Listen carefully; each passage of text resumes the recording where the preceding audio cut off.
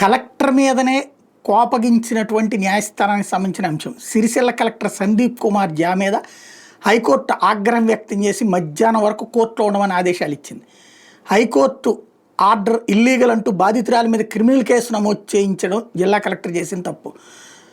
మీకున్న అధికారాన్ని ఉపయోగించి బాధితురాల మీద ఎఫ్ఐఆర్ నమోదు చేస్తారంటూ తీవ్రంగా ఆగ్రహం వ్యక్తం చేసింది.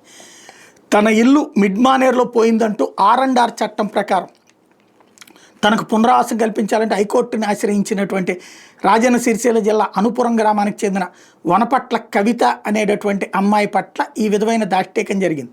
సుదీర్ఘకాలం విచారణ అనంతరం కవితకి R&R ప్యాకేజీ కింద పునరావాసం కల్పించాలని తీర్పిస్తే న్యాయస్థానం కోర్టు తీర్పు మేరకు తనకు పునరావాసం కల్పించమని కలెక్టర్ని కోరితే కోర్టుని నువ్వు తప్పుదో పట్టించావు, ఇల్లీగల్ ఆర్డర్ తీసుకొచ్చావు అంటూ ఆమె మీదనే క్రిమినల్ కేసు నమోదు చేయించారు. ఆయన వేములవాడ RDOకి లిఖితపూర్వక ఆదేశాలు ఇచ్చారు కలెక్టర్ ఆదేశాలతో బాధితురాలు కవిత మీదనే క్రిమినల్ కేసు పెట్టారు పోలీసులు.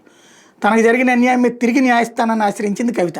కోర్టు తీర్పును ధిక్కరించడమే కాకుండా అధికార దుర్వినియోగానికి పాల్పడి కేసు నమోదు చేయించడం మీద సీరియస్ అయింది హైకోర్టు. కలెక్టర్ని కోర్టు కట్టడి కావాలని ఆదేశించారు న్యాయమూర్తి. మధ్యాహ్నం కోర్టుకు హాజరైన కలెక్టర్ని 2 గంటల పాటు కోర్టులో నిల్చోబెట్టి తీవ్రస్థాయిలో ఆగ్రహం వ్యక్తం చేశారు. న్యాయస్థానం ఇచ్చిన తీర్పు తప్పని ఎట్లా అంటావని నిలదీశారు. బాధితురాల మీద కేసు ఎలా నమోదు చేస్తా ఉంటే ఆగ్రహం వ్యక్తం చేసిన హైకోర్టు కోర్టు దిక్కని కింద జైలుకి వెళ్ళడానికి సిద్ధంగా ఉన్నారంటూ కలెక్టర్ని అడిగింది. తాము మాట్లాడిన మాటలు తప్పేనని ఒప్పుకుని బేషరతు క్షమాపణ కోరారు కలెక్టర్.